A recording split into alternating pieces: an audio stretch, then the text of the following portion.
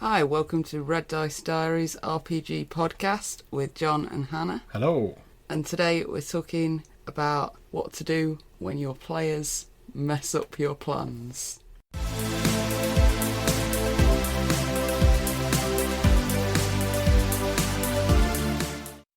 Okay, so Hannah, you want us to talk about this topic today, this one you've chosen.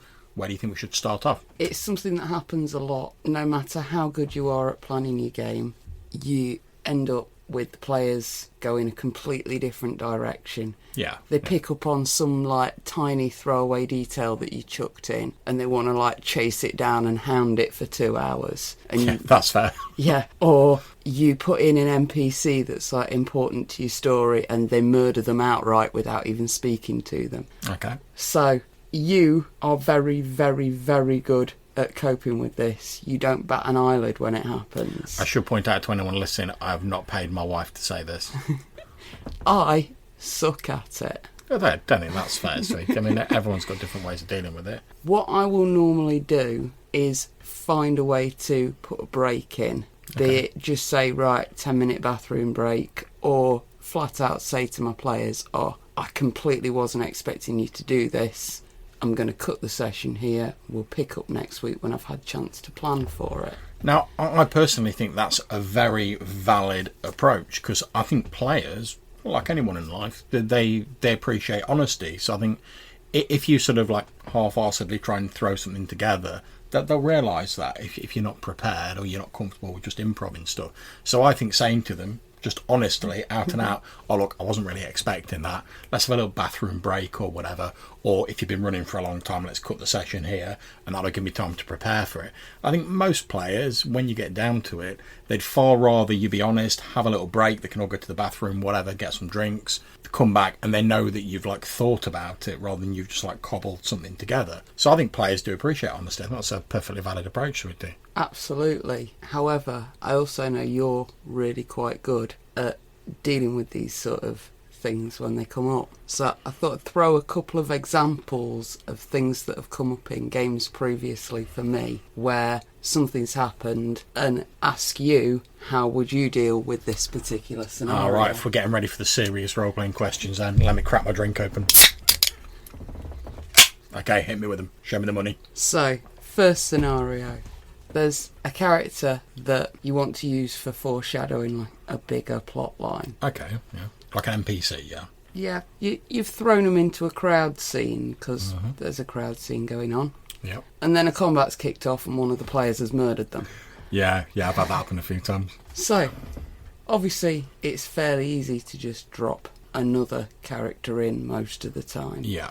But if for whatever reason you can't, say they're in a very small village where everyone knows everyone and there isn't another character you can drop in easily without them spotting it. Okay, I think there's a couple of ways you can deal with this, but both of them I would insist on. Don't try and stop the player characters killing that guy.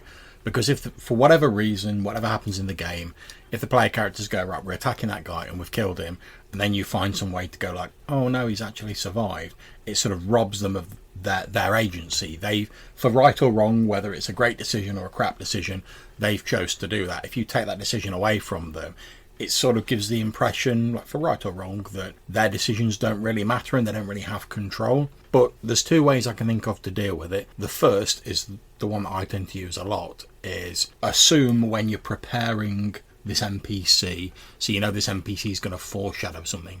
I start off, as I'm creating that NPC, assuming the player characters are going to kill them. So I might create some more NPCs from the start that can also be used for a similar means. Or maybe the guy has a second in command or something like that who can be used to do a similar function. So I start off assuming that the first guy I do is probably going to die without getting anything done. And then I prepare if you prepare a couple of sort of alternatives in advance, when the player characters do go, oh, we've hacked down that guy in combat, you're not on the back foot because you're well, I was sort of expecting that anyway, and you can wheel in your alternatives. Now, the And the second way you could do it is obviously the player characters have killed this NPC. Depending on what the foreshadowing is going to be, and obviously I don't know the specifics here, is it possible that when they're inevitably rifling the NPC's body or something, he could have like some written material or some other clue on him that would achieve the same result? Because then you're not robbing them of the chance to kill the NPC, but when they're like searching him and they're like, oh, I found this pouch of coins, I found like his short sword, you're like, oh, what's this like scroll I found on him? Or what's this journal he's been keeping? Or what's this strange like doohickey that he's got that could fulfill the same purpose? Now that's a method that also benefits from having prepped it in advance. However, if you know what the foreshadowing is, it's not difficult to like on the spur of the moment say, oh yeah, they've got like a journal or they've got a scroll or they've got a map or something like that. And if you put it in as like a clue, like a treasure map or something like that with the promise of greater rewards, 9 times out of 10 the player characters will jump on it and they'll actually feel that like they've got a bit of a reward and a leg up for killing this guy, rather than thinking, oh shit, we've just like spoilt the GM's plot. So I hope that answers that question. Yeah. So, next example. Okay. Players have poled up to a new city. Mm-hmm. Now, you've got a couple of adventures planned for this city, but Okay. you've not really fleshed it out massively. Right. You give them a description, and they catch on to some tiny detail of that description Yeah. and decide that they want to investigate that and nothing else. They avoid all of the places that you'd thought of for, like, starting points for any of the 2 or 3 adventures you've potentially got in the city, and then they go and get drunk, and then they get annoyed because there's no plot here. Okay. Now, I do have an answer to that. I don't know whether you're going to like it or not, but I would just say let it happen. Because again, the players have to have control over their player characters. And there's this whole idea that I sort of encountered online like a few years ago called the quantum ogre. I don't know if you're familiar with it. Explain it for And me. it's a bit like the idea of like Schrodinger's cat, you know, like when it's a cat that's in a box, you don't know whether it's alive or dead until you open the box. Well, the quantum ogre is the idea that you come to a fork in a path that goes left and right in an adventure, that there's an ogre on one of those paths, but the GM puts the ogre down whatever path you choose. So if you go left, there's the ogre. You go right, there's the ogre. It doesn't matter what path you actually choose. Now, with regards to the players going to a tavern, getting drunk, just let it happen, basically. But if they're complaining that there's no plot around, my response as a GM would be, well, what have you done to go out and find anything? There's loads of stuff going on in this city. You've just been sat in a pub for 2 hours. What do you expect? Fair? Now, the thing about a tavern is it's the easiest place in the world to introduce plot to. You can have bar brawls break out if they just want a bit of combat. You can have people come in and they can hear chat amongst the locals. So I think there's lots of different ways you could feed in some of your plot. Like, you know, maybe one of the locals, they ever hear some of the locals talking about a rumour about this mysterious ruined site that's like one of your dungeon crawls. Or maybe if there's a particular antagonist you're setting up, maybe they hear some rumours and they find out some information. Then the social characters, you know, the charisma buddies can like get their charisma on and go and find out a bit more. Or like you say, they can just get into a bit of a brawl, they can maybe do a bit of gambling, stuff to pass the time. And I think if you try and stop them from doing that by like trying to shove them out the door to get them into the adventure, a lot of player characters will like dig their heels in and they'll spend even more time in the tavern just because they're like, oh, don't be telling us what to do with our characters. Whereas if you're like, fine, you're in the tavern, you've heard this, you've played a few cards, you throw a few little mini games in, you let them go with that. Eventually they'll go, all right, we've had a bit of time in the tavern, right, let's go and see what else is going on. And they'll go out, or they'll hear something in the tavern, and they'll be like, actually, do you know what? The rumour of like the mysterious sunken ship's treasure off the coast sounds a lot more interesting than having another game of cards with old like one-legged Pete over there. So, next example. The player group have gone and done some of your intriguey storyline, Okay. and as far as you're concerned, you laid out like a really clear villain Think I know where this is going. and a really clear like protagonist for the players to support. The players don't like your protagonist and they've decided they want to go and team up with the villain. I'm Okay. assuming that your answer's going to be pretty much the same again, which is let them do it. Well, sort of, but it's a little bit more complicated than that. Now, I would say that if the player characters are immediately looking to team up with a villain, that's more a problem with the tone of the game overall and the players' expectations. Now, when I don't know about you, but when I run a game, I sit down with my players at the start, we have a bit of a chat about what we're going to run, and we sort of set the tone for the game. So, for instance, in my Midlands game that we just started with ICRPG last night, the tone of the game is they're like an occult detective agency doing jobs for money. So they're a bit more mercenary than your standard heroes. Whereas if you say, right, we're going to run a sort of game that's got a bit of a Lord of the Rings flavour to it, you know, you're on a quest to dispatch the Dark Lord, you're all heroes. Straight from the start, the players know they should be heroes. So then if they then go, oh, actually, do you know, we want to team up with Sauron, I'll be like, I'll have a word with them so they're out of character and say, look, we agreed on the tone of the game at the start, which is to be heroes. Obviously, teaming up with Sauron is not a heroic thing to do. Now, you can then have a frank discussion, and as we said earlier, honest is important. You can have a frank discussion with the players and say, it is the fact that you want to team up with the baddie, is that because you're maybe not enjoying the tone of the game? Is it just the fact you want to try something different? Now, if it's just one troublesome player, like being a knobhead, then that's a different matter, and like dealing with like problem players is a whole different subject that we could probably will do another episode on. But if it's the party as a whole going, yeah, actually teaming up with the demon sounds fun, it might be because you've done too good a job as the GM in making the bad guy cool. So in a way, it's almost a compliment, because if you've been trying to portray this like evil overlord and you've made him sound so cool that the player characters are like, yeah, he sounds like the person to get behind, then, like I say, I know it's a bit of an inconvenience and it can be a bit annoying, but it is a compliment, because like they're liking that character so much and the way you've done them that they want to team up with him. Now, what I'd suggest is there's a couple of things you can do. You can either have a chat with the players and say, oh look, it's not really appropriate for the tone of this campaign. Then you can either decide to sort of rein that in and continue with the current heroic tone or whatever was established at the start.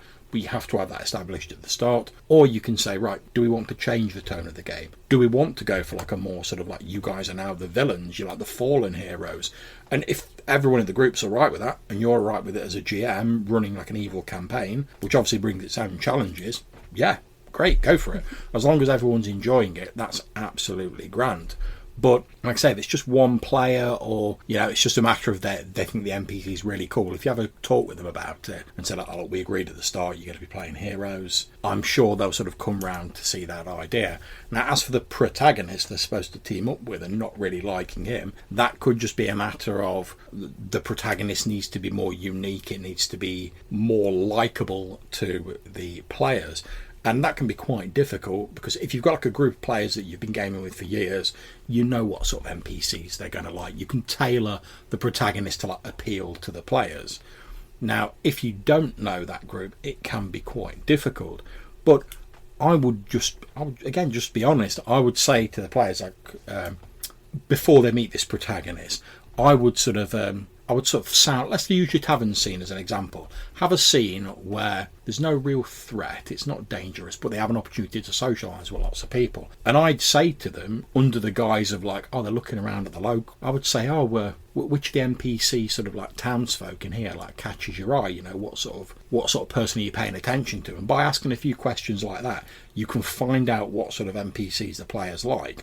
Then you can quickly sort of like add or subtract a few things to your protagonist. So if you've got like a player who's playing a paladin and he's like, oh, I'm looking for like I'm looking for an NPC who seems to be like quite sort of like forceful in his convictions. You know, he's taking charge. He's sort of like he's not afraid to express his opinions. You can make a quick note of that and have that for you, bring that character into your protagonist. Which if you've got someone else who's like, oh yeah, I'm looking around to see if there's any other warriors in the room, you know, because I'm a big warrior myself, I'm a barbarian, I'm looking for someone who like knows how to handle themselves. Right, you can jot that down, and you've now got this forceful, sort of like forthright protagonist, proud in their beliefs, who's like probably wearing some fancy armour, has like a sword, maybe a few notches in their armour, obviously shows that they have martial prowess, and likewise with other characteristics. So you can sort of sound out your players in advance, and then leave yourself a bit of sort of wiggle room with your protagonist so that you can like flex it to meet their expectations. I certainly do that when I'm running one-shots and conventions, because obviously there you've got people who you don't know at all, so you've got no idea what their sort of expectations are and what they're going to like as NPCs. But like I say, a little scene where you can ask a few innocuous questions and like gather some information or work wonders. So that's 3 examples. Yeah. And in addition to the advice you've put there, there's two things that I can suggest, which is number one, don't panic, and number two, just because the players aren't there doesn't mean the villains aren't still doing their villain stuff. Yeah, exactly. So what I like to do is have 3 or 4 bullet points of the villain's plan as it will go if the players don't interfere. Yeah, I mean, and assume that they will at some point, and from there the villains are going to have to respond to that anyway. Yeah, I mean that's it's a concept I've seen in like Dungeon World and other games where certainly in Dungeon World you have like your main sort of groups or your antagonists. You have I think it's 10 bullet points, and then at the bottom their ultimate goal, control the world or whatever. And at regular intervals, unless the player characters intervene, you tick down and you've sort of written the stages. So step 1, they start gathering their orc armies to them. So if the player characters aren't doing anything, every couple of sessions you tick off one of those lists, and when they do go, we should probably deal with that bad guy, you know what stage they're at and what they're doing, so you can play it consistently. But if they're they're only gathering some sporadic orc warbands, you can be yeah, but that was 4 months ago. They've been doing other stuff since then. And if they don't interfere, obviously when the player characters do interfere, you can then sort of rewrite the rest of the stuff on the list because they'll affect the bad guy's plans. But if they don't, you just keep ticking them off until they get to their end goal. So let's say the main bad guy's end goal is to take over a certain country. If the player characters are off elsewhere in a different country and they do nothing, then they get to the end, and by the time the player characters get back, the country might be a smouldering ruins under the iron-shod boot heel of this evil overlord, and they can be crap, we've been away for 12 months or whatever, and they've taken over. And it also has the benefit of making it seem like the setting's carrying on without the player characters, rather than sort of everything going into standby mode when the player characters aren't there to see it. So I think that's a great idea. So hopefully that's been helpful to people. Indeed. And once again, just to underline, the absolute most important thing when the players go in a tangent, don't panic. Yeah, if you need, as Hannah said at the very start, if you need to take a break, you need to pause, just be honest about it with your players. Don't panic. Most players understand that if they pull out some random, bizarre stuff, it might take a minute or two for you to get a handle on it, and they'll be fine with that, because most people, there's a few idiots, but most people are just there to have a good time, socialise and enjoy their gaming. So if you're honest with them and you say, I just need a break to think about this, or just give me 5 minutes, they'll be fine with it. So we hope you've enjoyed that episode. If you'd like to get in touch with us, you can leave us a voicemail message using the SpeakPipe website. There's a link in the description of this show, or you can send us an email to rddrpgpodcast@gmail.com. Until we see you next time, take care, stay safe, and keep gaming. Bye.